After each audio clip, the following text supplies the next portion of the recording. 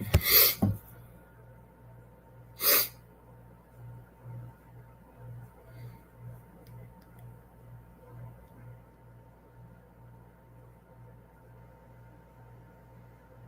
your retail store. So Shalom. to your retail store. So Shalom. All right. Shalom. I'm going to first start this off by giving all praises, honor, and glory to Yahweh, Bahashem, Yahweh Shai, Bahashem, Rachakurash. I want to give double honors to the apostles and the elders of Great Millstone who have taught us this truth in the spirit and power of Yahweh Bahashem, Yahweh Shai. All right. I'm Shaquat, and I'm back here with another lesson. Lord willing, to be edifying to the faithful elect. I want to say Yahweh Bahashem, Yahweh Shai, Barakatam, to you, sincere Akyam, Wa Akwat, and a sincere shalom to you, brothers out here pushing this truth out there on the highways and the byways and through the YouTube lessons, man. Shalom to you all. Lord willing, this will be an edifying lesson. All right. Put that there. Okay. So, let me do this. So, lucky. But, so, yeah, man, yeah, I had to put that up, man. I put up the all praises one of fear, the Lord one. The Spirit, I'm going to put that one up because we're in a time where we need to fear the Lord and definitely give all praises to Him as well. But, man, emphasis on fearing the Lord. You got to fear Yahweh Bashim Yahweh Shai in these days. All right, so doing a part 2 of the lesson I did on Friday, it says, Devil argues against polygyny. Just go into the scriptures, part 2. And if you don't remember, you can go check out my video. First off, I got it from this brother's biblical channel, Biblical Defenders. And it was Captain Zariak on this podcast with Andrew Wilson, that wicked Edomite. And then you got Rakuni over here, all right? So, yeah, and this guy was just watch my video. You can watch this video over again, or you could just go over here. And this is the video right here from 2 days ago. So you can go watch that. But I said I was going to make a part 2 and go into some precepts concerning polygyny, just to show you polygyny is a biblical-based teaching. All right.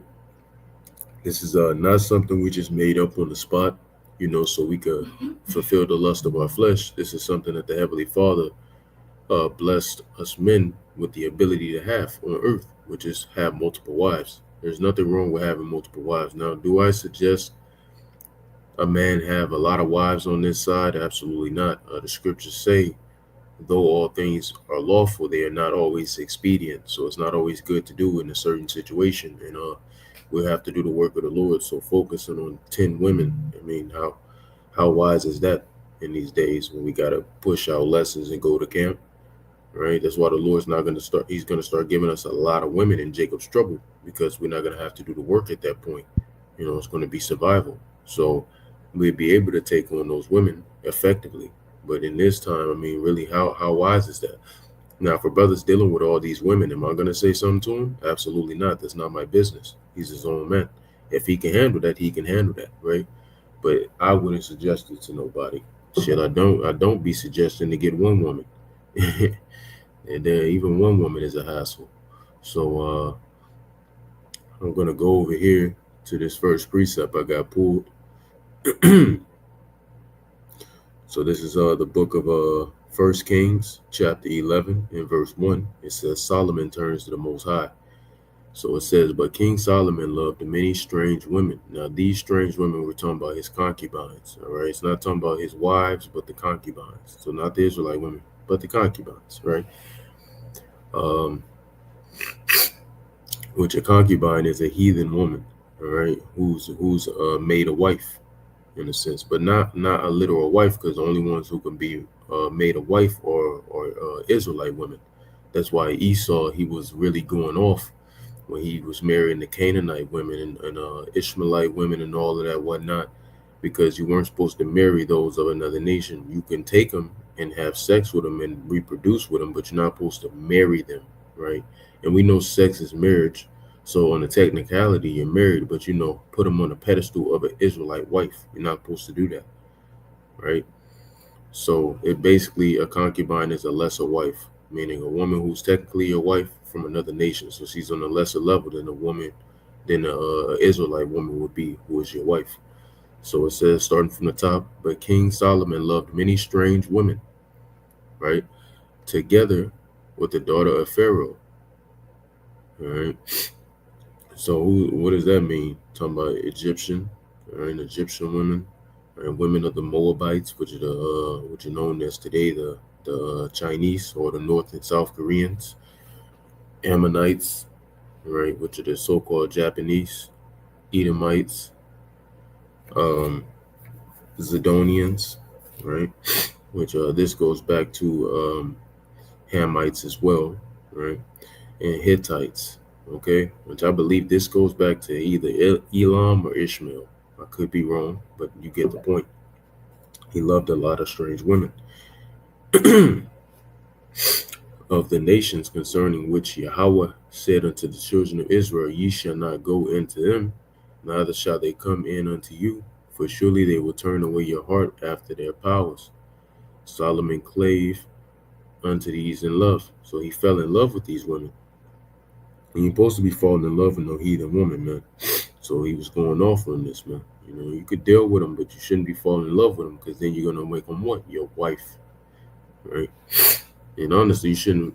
I mean, yeah, I'm gonna just leave it there, right? But long story short, these women ended up making Solomon go off eventually, right? And that was just how the Most High had it. Solomon, all the wisdom that the Lord gave him, he could have gotten out of that. He even had an understanding on women. When you go to Ecclesiastes chapter 7, right? I'm gonna go to that soon, Lord. But so he had the wisdom to get out of this, but the Lord had it set up this way to where he would go through this, and that's why when Yahweh Shai came on the scene, um, during the Roman Empire, he didn't have no wife, he didn't have no wives, he didn't take any women, because he was King Solomon, so he know how women operate, or he know what it is when it comes to women. So he's like, nah, fuck that, will Yahweh Shai have wives in the kingdom? I'm pretty sure he fucking will. I mean, there's no scripture on that. So we prophesy. We know in part and prophesy in part. But I'm pretty sure Yahweh Shai is going to have wives in the kingdom. Come on now. I mean, he literally had the most wives any man has ever had at one time, right? He was King Solomon, so I'm pretty sure he would. He's going to have the best of the best, as he should, man. That's the king. That's the king. So it says, and he had 700 wives. So King Solomon, he had over 700 wives, man. And these are Israelite women that this is talking about. That's why it says princesses. So a lot of you Israelite women, you love to call yourselves queens, but you're not a queen, you're a princess. You're not a queen. You are a princess. When you go over here and type in the word princess, I could have just looked it up in the blue letter, but I'm already over here, so fuck it. It says a daughter of a monarch, a close female relative of a monarch, especially a son's daughter, a wife, a widow, or a prince, or a wife, right? A spoiler. Let me see what it gives me in a BLB. Where is it at? Let's see what it gives me. Look, the word princess literally means is Sarah. That's funny, because Sarah, she was a very good woman. All right, if you don't know who Sarah was, it was the wife of Abraham. She was a good woman. Right? Strong's H8282. Sarah. Sarah. So it means a lady, princess, and then don't worry about this BS. And it says princess, noble woman. Now, nobility goes back to being good, just, righteous. So when you type in noble woman up here, let's see what it gives us. A woman who belongs to a noble class. So let's go into the word noble just to show you. Come on, bitch.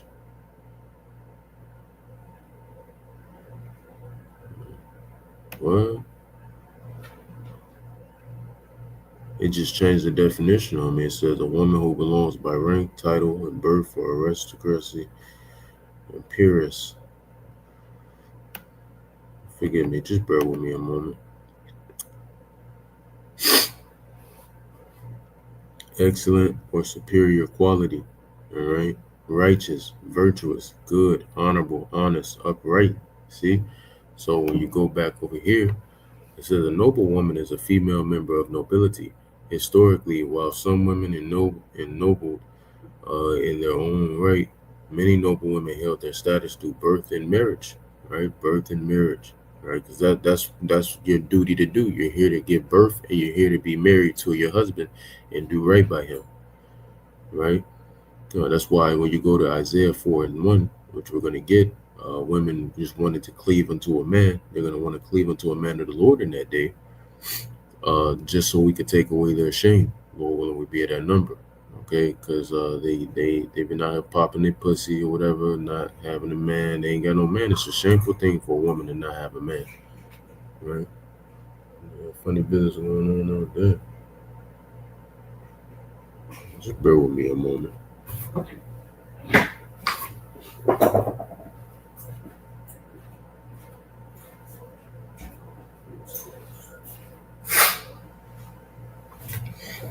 Slocky.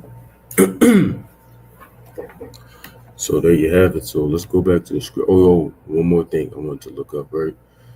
Concerning this, because a lot of our women, they call themselves queen. I remember one time my grandmother, she's a Jehovah's Witness. This happened recently, actually. I think this happened in like July. And she met my wife for the first time. And basically, and I've been with my wife for years, so, but they live in two different, states and all that. She met my wife for the first time, and she always tell me I'm not the boss of women. That's what my grandmother always tells me. I just ignore the fuck out of her. I don't know who the fuck she's talking to, And I respect my grandmother, so I just ignore the shit out of her. I don't have time for this shit, right? Always witness bullshit, whatever you got going on. So as soon as we were about to walk out of the house, and I told my woman that she might do some shit like this. I told her she might. And as soon as we walking out, she grabs my woman and says, you're a strong black woman. You're a strong black woman. Okay, queen? You remember that. Don't let him boss you around. This, that, and the third. You're a strong black woman. Okay, queen? You can't make this shit up. So you typically how you spell the word queen, according to modern day English, you would spell it Queen, right? And we're going to go into the definition of that, right? Salaki is just lesson within lessons, like the apostles always say. It says a female ruler, and we know ain't no such thing as no female ruler. Female shouldn't be in a position of rulership unless it's over children. It says of an independent state, especially one who inherits the position by right or of birth. Okay, so which is BS, right? So now the correct word is supposed to be Quean. That's how it was originally spelled, and this is what it means. Well, now it's not trying to show me. Now it's still showing me queen. Here we go. Merriam-Webster gonna give it to me. Let's see. Queen. Let's read it. Queen. Queen. You can say queen or queen. Same word. It says a disreputable, or it's like a disreputable woman. Now, when you go into this word disreputable, you can assume what it's going to say, not considered to be respectable in character or appearance. So either she looks like a hoe, doesn't carry herself correctly, or she's just a disrespectful broad, right? When you go back over here, it says specifically a woman who engages in sex acts and especially sexual intercourse in exchange for pay, a woman who is a sex worker, so a whore. So queen means whore, so she don't even know she just called her daughter-in-law a whore. It's like, come on now. You and a lot of you black women, you call yourselves this. Israelite women in general. When I say black women, I'm talking about all 12 tribes. A lot of y'all love to call each other queens and, hey, queen, or call yourself a queen. I'm a queen. I'm queen. What that bitch, what's that whole name? Beyonce, what she call herself? Queen B? Okay. And she a queen for sure. She definitely fits the description. when you know what they do in that industry. And it says one that is young or unmarried, which is a shameful thing. If you're unmarried, that's a shame unto you, right? And I remember when I originally looked up this definition, when I first learned of it years ago, I remember it came up as there you go, the Wadi Awabashimi outside. This is what I was gonna say. Impudent or ill-behaved girl or woman. That's what I was gonna say, impotent or ill-behaved, which means you're not behaving right. Right? Impotent, meaning you're rebellious, you're off. And it also means a prostitute. What is a prostitute? A prostitute is a whore, right? A prostitute is a whore. So that's what you're calling yourselves. Look, sex worker, escort, call girl, street walker. Good Lord. That's crazy work. So that's what you're calling yourself. But you're no queen. You're not a queen. You're a princess. Okay? It's a difference. All right? A princess means you're a noble woman. You're a righteous woman. Right? Female noble lady princess. Don't mind this word again. Like I said, it's BS. And also, just to show you, the word queen with the two E's instead of the EA, it derives from the Old English, which would be the word queen or queen with the EA, right? Let me do this. Does the word queen derive from the Old English word queen?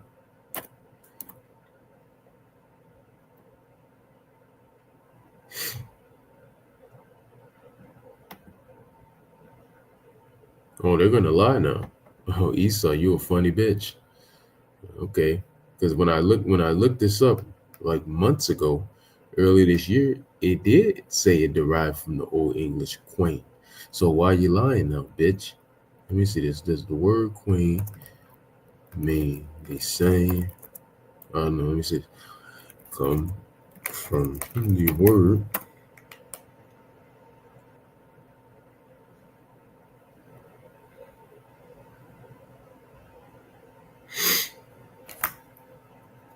ooh, Esau, a lying motherfucker. All right, so Esau continues to change stuff. All right, you know how he goes. So this is to be expected. You're gonna continue to change stuff. It's all right, Esau. We know we're putting hot fire on your ass. And if I still have my old channel right now, all right, you will be able to. I'll be able to go back to the video just to show you when I looked it up and saw what it came up as. But the channel's clipped, so I can't do that. But he saw something else, so we'll just leave it there then, you motherfucking devil. But anyway, a princess, meaning a noble woman, noble lady. Okay. So let's go back to the point. It says, and he, in verse 3, 1 Kings 11:3, and he had 700 wives, princesses, right? And 300 concubines. Now, like I said earlier, concubine is a lesser wife. That is a woman of a heathen nation who you took to be a wife, but she's not. You didn't marry her, so to speak. It's a difference, right? Strong's H6370. Pelagish. Pelagish. Second entry. Okay, shut the fuck up now. All right, so it says concubine, right? Paramours, uncertain derivation, a concubine, a paramour. What is a paramour? I don't know what that word means. I've heard of it. A lover, especially a illicit partner of a married person. What does that mean? Illicit. Salakia. A forbidden by law, rules, or custom. Nah, I don't like that. Just to give you understanding, I don't know why I don't just say it, but it's whatever. A concubine is, like I said, a heathen woman. It's a lesser wife, and it's a woman of another nation. That's why she's a lesser wife. All right. Scriptures speak a lot about concubines. All right. We're gonna have a lot of concubines in the kingdom. Okay. So I'm gonna read this again. It says, and he had 700 wives, princesses, and 300 concubines, and his wives turned away his heart. All right. And he started going into wickedness, right? But that's not the point I came here for. All right. I came here. I didn't come here because Solomon started listening to his women and following their BS, right? I didn't come here for that. All right. And also the Israelite women turned him away turned his heart away as well. So it wasn't just the heathen women, it was the Israelite women as well. That's why they were also mentioned in this verse. But the point I came here for was that King Solomon had over 1,000 women, right? He likely had a little more than 700 wives and a little more than 300 concubines. He had a lot of women, man. Was King Solomon wicked for having all these women? Absolutely not. King Solomon was not wicked for having all these women. All right, nowhere in the scriptures do it say King Solomon was going off for having these women. Right, when you go down here to Ecclesiastes chapter 7, and starting at verse 25, it says, I applied mine heart to know and to search and to seek out wisdom and the reason of things, and to know the wickedness of folly, even of foolishness and madness. And I find more bitter than death the woman whose heart is snares and nets, and her hands as bands. Whoso pleaseth the Most High shall escape from her, but the sinner shall be taken by her. Behold, this have I found, saith the preacher, counting one by one, to find out the account, which yet my soul seeketh, but I find not. One man among 1,000 have I found, but a woman among all those have I not found. So he was able to search through 1,000 women, and it was 1,000 of his own women. And you know, he had the best of the best concerning his wives and concubines. He had the best women out there. And even out of all them, they all wanted to be city girls at the end of the day. Which shows you women have always been in that mind state of wanting to be rebellious in the city girl. The only reason you didn't do it back in this time was because you saw other bitches who tried it. It was very rare, but who tried it and they got put to death for it. So when they got stoned or burnt up, you was like, fuck that, I'm good. Yeah. So if Keisha saw one of her best friends getting put to death, all right, for committing adultery on her husband and going and getting 10 rods in the mouth and the backside, she wouldn't do that shit no more. She wouldn't want to do it. It would put fear in her. If America put their public executions for bitches committing adultery, it wouldn't happen anymore. All right.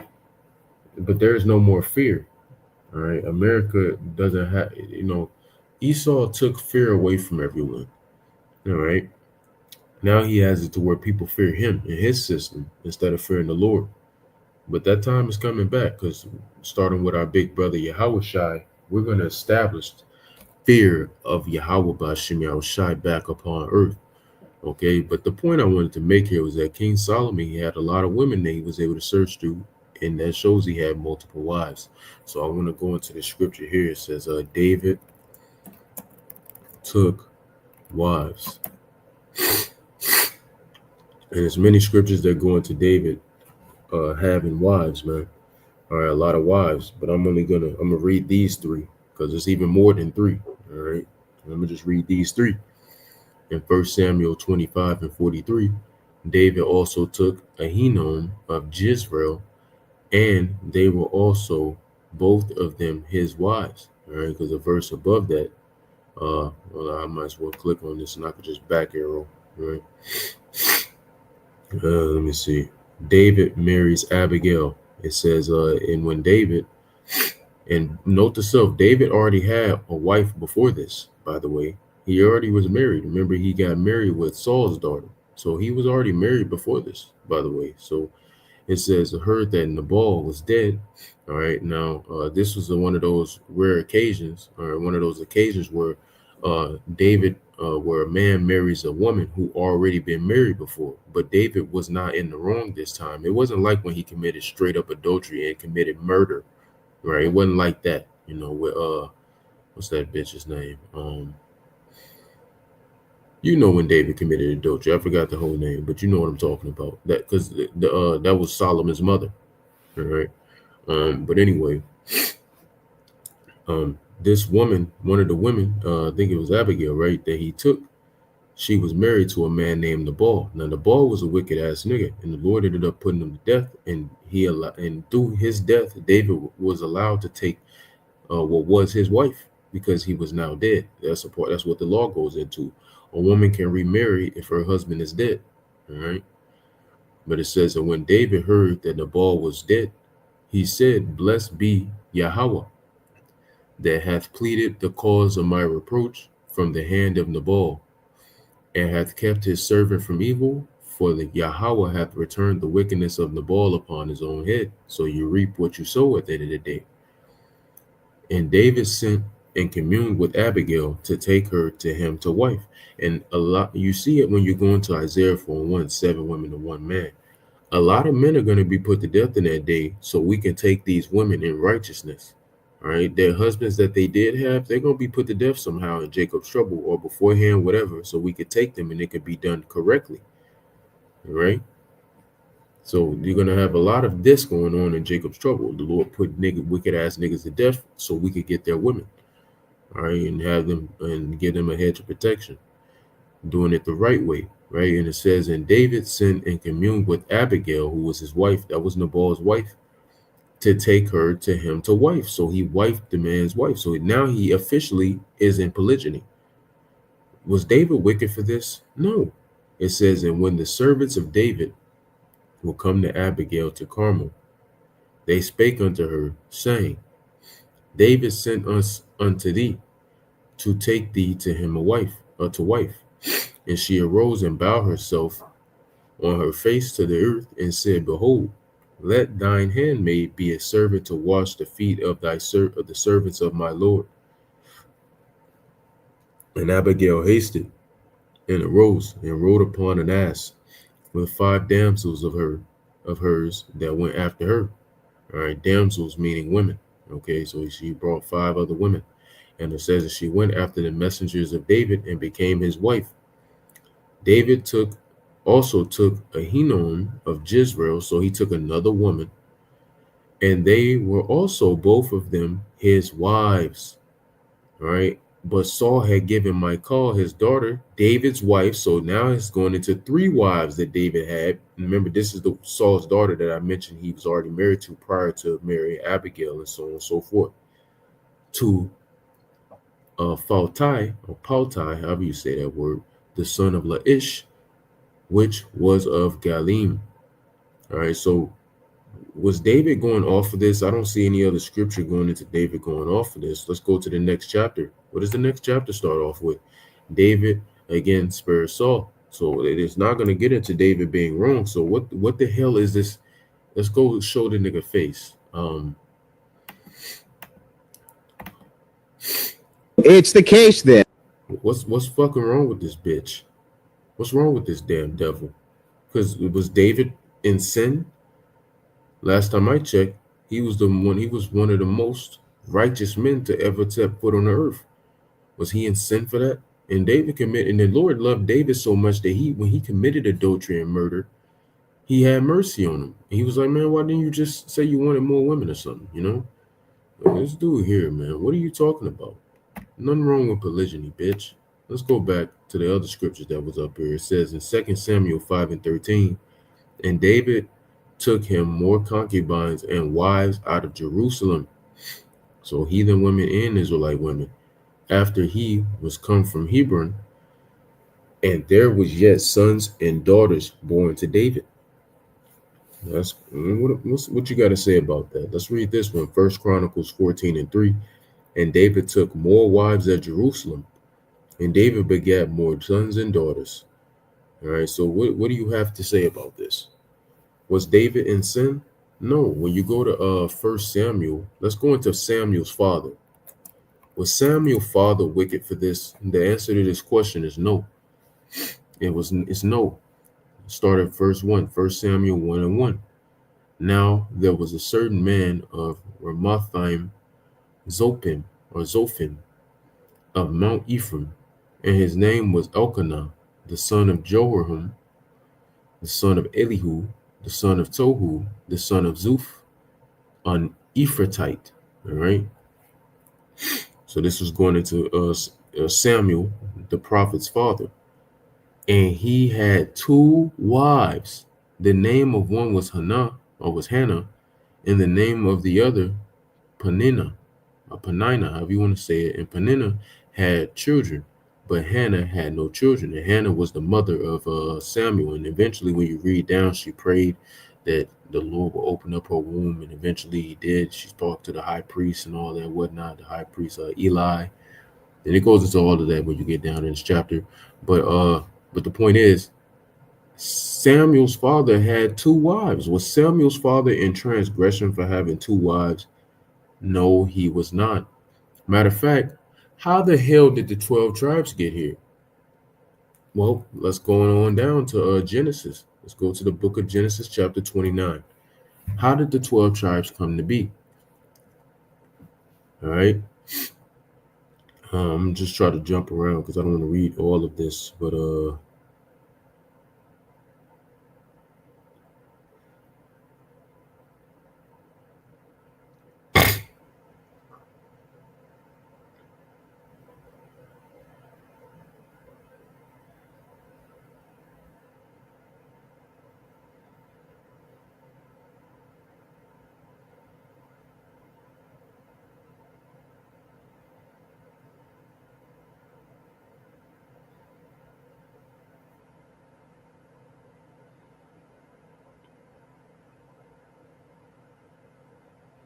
it's like, yeah, I'm just trying to find a point. I don't want to, because you really have to read all of this to really, it's a lot of filler here. So, um, hmm.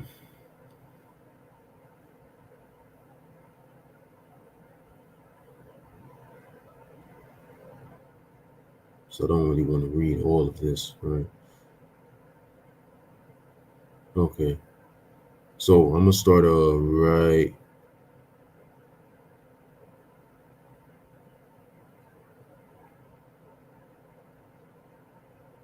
So basically, Jacob, he wanted to wife Rachel. Okay, he saw Rachel; she was very beautiful. He wanted to marry her. All right, Laban was the father of Rachel and Leah. Okay, and before you say anything, try to go into the book of Leviticus, saying you shouldn't take sisters and deal with sisters. This was before that law was established. Okay, so he wasn't in transgression. The law was not established yet for a purpose. Anyway, it says Genesis 29:16, we're going to start from here. And Laban had 2 daughters. The name of the elder was Leah, and the name of the younger was Rachel. Leah was tender-eyed, but Rachel was beautiful and well-favored. And Jacob loved Rachel and said, I will serve thee 7 years for Rachel thy younger daughter. All right, and it says, and Laban said, it is better that I give her to thee than that I should give her to another man and abide with me. And Jacob served 7 years for Rachel, and they seemed unto him but a few days for the love he had for her, So because he loved her so much and he wanted her, it didn't really seem like he was working hard. It didn't seem like he worked for a long time. Regardless.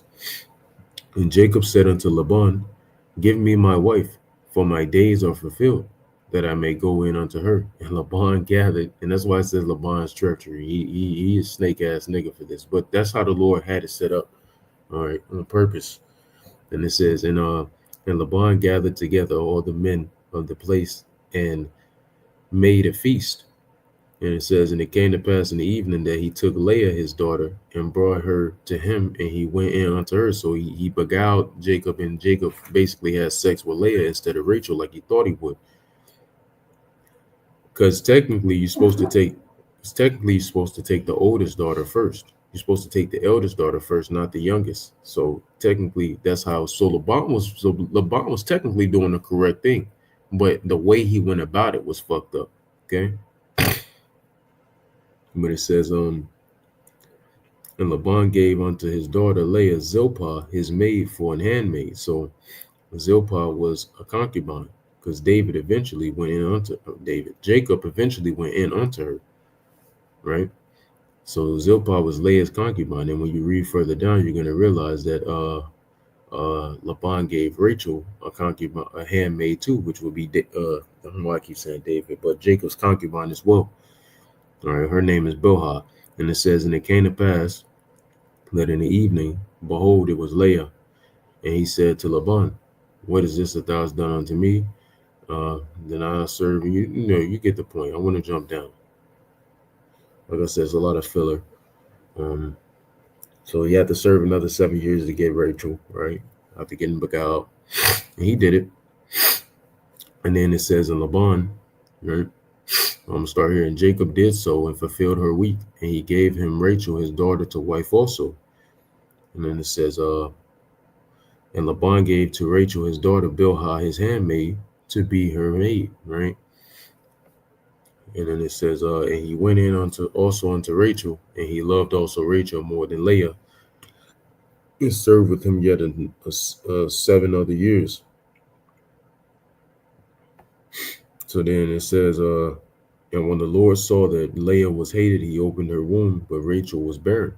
All right, so he basically had to humble Rachel. Women get airheaded very quickly. So he humbled her by opening her sister's womb, who was considered lesser in the eyes of Jacob, and making her womb barren. And it says, and Leah conceived and bare a son, and she called his name Reuben, all right, which in the Hebrew that's Ra'abun, all right, which means see, it's a son. And she said, surely Yahweh hath looked upon my affliction. Now, therefore, my husband will love me. All right, and then she conceived again, right? And then she has Simeon, which in the Hebrew that's Shemai 1, which means affliction heard, because her affliction was heard. You went into it up here, upon my affliction. So she named it affliction heard. Her affliction was heard, man.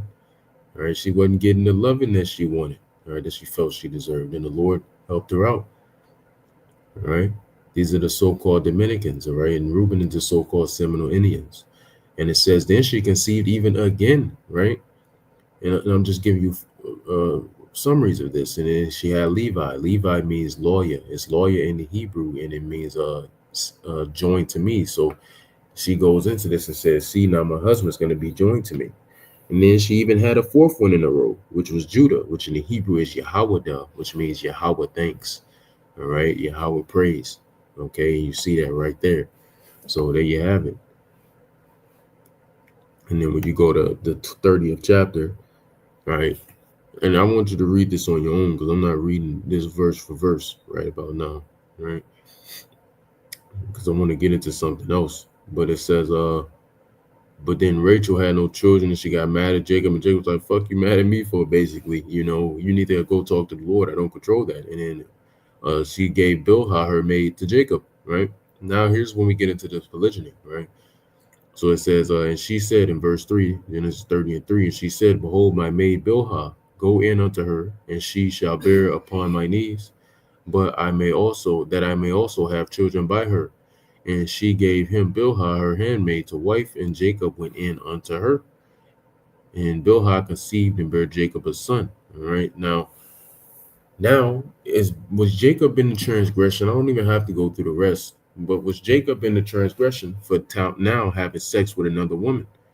Because this is now 3 women he's having sex with by now. He already has sex with Leah first, and then he has sex with Rachel. Now he's having sex with Bilhah. And then eventually, when you scroll down, it says, when Leah saw that she was left barren, she took Zilpah, her maid, and gave her Jacob to wife.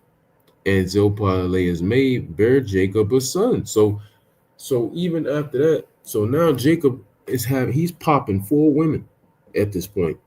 It was Jacob in the transgression. The answer to that, Andrew Wilson, is no. So there's nothing wrong with polygyny, man. Ain't nothing wrong with polygyny. Hold on. Didn't our forefather Abraham, he had 3 wives, bro? He had Sarah, and then he had 2 concubines.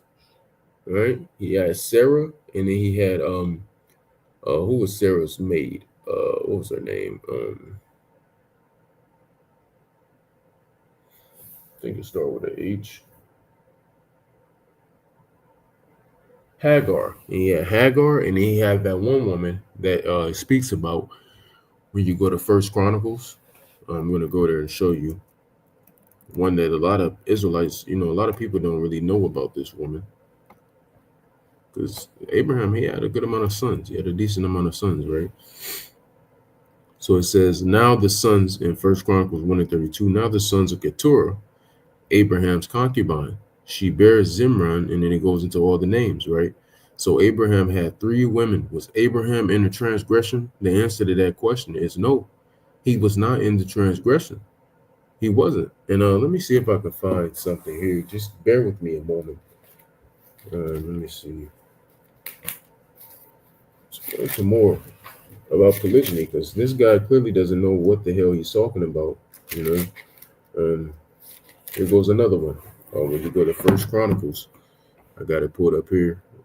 First Chronicles, what chapter is this?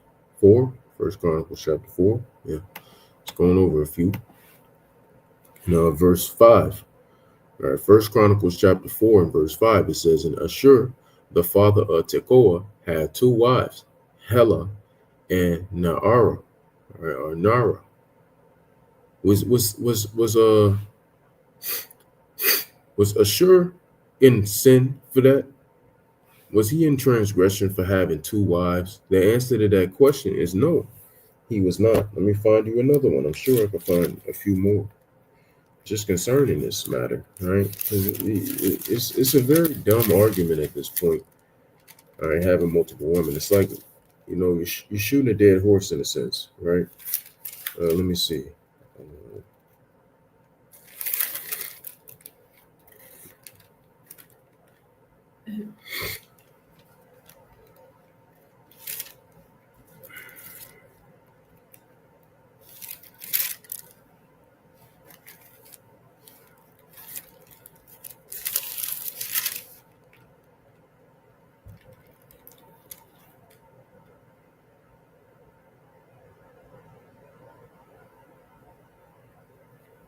Yeah, here we go. Second Chronicles. I'm gonna stop it on that one, and I'm gonna go to Isaiah 4 and 1, and we're gonna close it on Isaiah 4 and 1. But this is Second Chronicles chapter 11 and verse 21, right?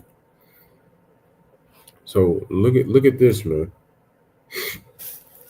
It says in Second Chronicles 11 and 21, "And Rehoboam loved Maachah, the daughter of Absalom, above all his wives and his concubines." So he had wives, he had multiple wives clearly, and he had multiple concubines. All right. So he had multiple women that he was fucking at the end of the day, correct? It says, "For he took 18 wives." He took 18 wives and 60 concubines. Do you know what 60 concubines is? So he had 18 Israelite women, and then he had 60 heathen women. In total, that is 78 women, man. That is 78 women he had under his belt. Do you understand that? And begat 28 sons and 60 daughters. And Rehoboam made Abijah, the son of Maachah, the chief, to be ruler among his brethren, for he thought to make him king. And he dealt wisely and dispersed all of his children throughout all the countries of Judah and Benjamin unto every fenced city, and he gave them victual in abundance, and he desired many wives. So before I get into this part, I'm gonna just keep this highlighted. Before I get into that, right? The man had 78 women he was having sex with. Was this dude Rehoboam in the transgression? Well, I don't see a scripture going into him being in the transgression concerning this. So no, the answer to that would be no. And then when you go down here, it says, "And he desired many wives." So this shows you the natural lust of any man is to have multiple women. That's natural lust. And he desired many wives. We all desire to have many wives. We all do. Don't sit in your head and lie as a man. I don't desire to have many wives. You're lying ass up, bitch. You a liar, man. Stop lying. Okay, it's not good for your health, nigga. It says that he desired many. So it's a man's natural lust to desire and have many wives. In righteousness, of course, not having adultery, taking women that's already married, but unmarried women. That's a natural thing. So once again, what is this dude right here talking about? Just a soft Edomite. So we're going to end it with Isaiah 4 and 1. All right. So Isaiah 4 and 1, it says, "And in that day, 7 women." So a complete number of women, as the number 7 means a completion. So a complete number of women, it could be 1, 2, 3, 7. It could be 500, right? I'm just throwing numbers out there. It could be any amount of women, but likely it's going to be multiple. And it says, "And in that day, 7 women," so multiple women, "shall take hold of one man, saying, We will eat our own bread and wear our own apparel." So we're not going to have to provide food for them. So a lot of people, because in this video, This dude went into how so you're gonna have to take care of all those women too, right? Well, on a technicality, no, we're not in the times of Exodus. All right, when you go into the book of Exodus, when we were in the wilderness and Moses was talking to us and all that, talking about we got to take care of the women. No, we're not in that time anymore. All right, else that would be the Bible contradicting itself. So we're not in that time anymore. So the answer to that question is no. We don't have to provide food and clothes and money to these women and shelter. We don't have to provide that for these women in this time. We're not going to be able to. In Isaiah 4:1 is going to kick off in the midst of Jacob's. Well, we're already in Jacob's trouble, but it's going to kick off when shit hits the fan, and it's going to kick off beforehand. All right, brothers are going to experience Isaiah 4:1 before shit even hits the fan. Because note to self, we are in the midst of Jacob's trouble right now. Jacob is in trouble. Do you see all the stuff happening in America with Jake? I'm talking about Southern and Northern Kingdom. We're in Jacob's trouble. We're just not at the point where all hell's going to break loose, where all hell breaks loose. But Jacob is indeed in trouble. In Isaiah 4:1, it's going to kick off before shit hits the fan even. And it's going to heighten when shit hits the fan, right? That's what's going to happen, right? So it says, saying we will eat our own bread and wear our own apparel. Only let us be called by thy name. How does a woman get called by a man's name? Well, they get married. How do you get married? You have sex. So they're going to have sex. We're going to have sex. We're going to pop a lot of women in the time of Jacob's trouble. When you go to 1 Timothy chapter 2, towards the end of the chapter, it says the women are going to be saved through childbearing.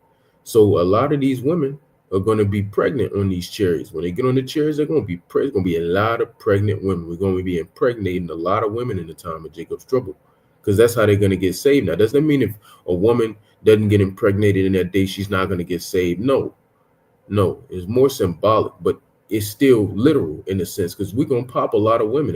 We want no condom in that day. We're releasing in all, whatever woman we take in that day, right? But it's through marriage is sex, right? So that's how they're going to get our names, to take away our reproach. Now, what does the word reproach mean? Reproach means sin. I mean, sin, forgive me. You could say that too, but it means shame, Salakia. It means shame, right? Because it's a shameful thing to not have a husband, all right? When you go into a different translation, it's going to say old maiden. Let me see. Look at that. It says, only let us take your name so we won't be mocked as old maids. You see? So let's go back, KJ. So we don't have to provide food for them. We won't have to provide clothes and shelter. The only thing we're going to have to provide is protection. When you go to Isaiah 32, right, in verse 2, it says, and a man shall be as an hiding place from the wind and a covert from the tempest, as rivers of water in a dry place, as a shadow of a rock, of a great rock in a weary land. So we're going to be, that's the only thing we have to provide for these women is protection. That's it. All right. So women out here talking about they don't want to go 50-50. The man got to pay everything. Shit. Have fun with that, bitch. Because I'm not providing for you ass like that. I don't have the funds to even do that if I wanted to. So what the fuck are you talking about? Y'all women are in a better situation than most of us men. So stop that bullshit, man. Regardless, anyway, the point is there's going to be multiple women to one man of the Lord in that day. Is a man of the Lord going to be considered wicked for this, Andrew Wilson? That's my question. Are we wicked for having this happen in the time of Jacob's trouble, for taking on multiple women? The answer to that question is no. No. And there's still various more scriptures going into polygyny, but I'm going to end the lesson off there. All right. Lord willing, it was edifying. I'm going to close it by giving all praises, infinite honor, and glory to our power, Yahweh, Ba'ashem, Yahushai, Ba'ashem, Chakwadash. Double honors to the apostles and the elders of Great Millstone who have taught us his truth in the spirit and the power of Yahweh, Ba'ashem, Yahushai. And until next time, Abba Bo, Kwam Yasharallah, Gadol Abadyam, Lababal Hagadol, Yahweh Mahar, Wa Ahabatham. And until next time, Shalom. The Wadi Haubash.